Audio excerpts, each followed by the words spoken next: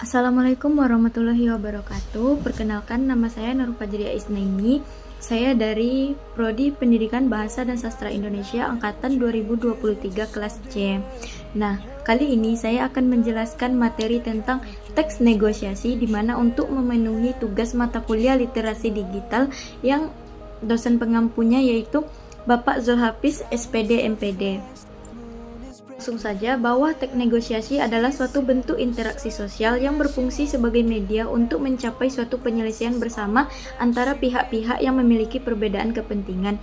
Pihak tersebut akan berusaha menyelesaikan perbedaan yang muncul dengan cara berinteraksi dan mencari solusi tanpa merugikan salah satu pihak. Nah, tujuan utama dari negosiasi adalah untuk mencapai kesepakatan bersama yang menguntungkan kedua belah pihak. Lanjut, materi yang kedua ada ciri-ciri yang terdapat dalam teks negosiasi. Nah, yang paling mencolok dalam ciri-ciri teks negosiasi ialah kemampuannya untuk mencari penyelesaian dan menghasilkan keputusan yang sama-sama menguntungkan bagi semua pihak yang terlibat.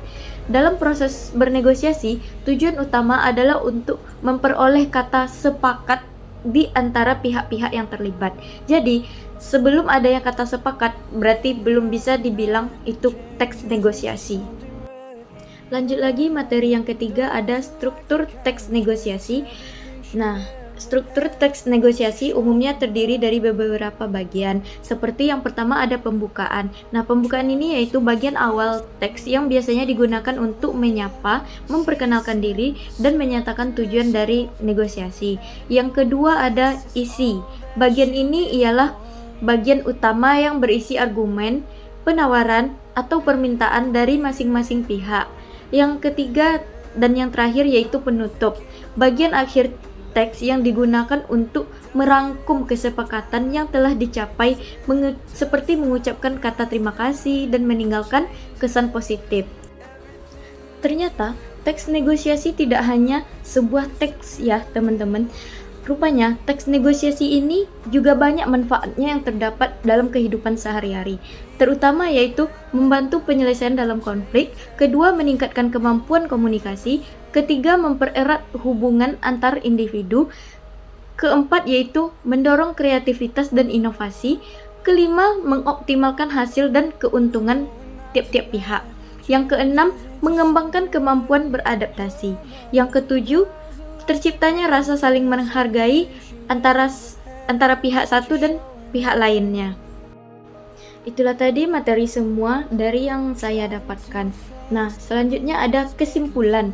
Negosiasi adalah proses interaksi sosial yang bertujuan untuk mencapai kesepakatan antara pihak satu dengan pihak yang lainnya, walaupun adanya perbedaan kepentingan. Teks negosiasi merupakan media yang digunakan dalam proses negosiasi, di mana melalui teks tersebut pihak-pihak berinteraksi dan mencari solusi tanpa merugikan salah satu pihak. Para ahli memberikan definisi yang beragam mengenai teks negosiasi.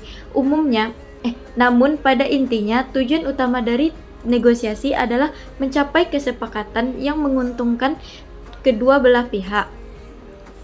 Dalam konteks teks negosiasi, struktur dan bentuk teks sangat penting untuk memastikan pesan disampaikan dengan jelas dan tujuan negosiasi tercapai. Proses negosiasi juga melibatkan keterampilan seni dan ilmu pengetahuan, di mana strategi dan prinsip yang digunakan untuk mencapai kesuksesan dalam bernegosiasi. Nah, dengan demikian, negosiasi memiliki peran yang penting dalam menjembatani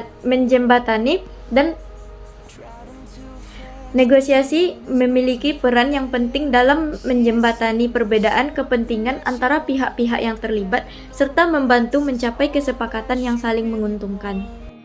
Baiklah, itu saja penyampaian materi tentang teks negosiasi dari saya. Saya tutup. Billahi taufiq wal hidayah. Wassalamualaikum warahmatullahi wabarakatuh. Bye.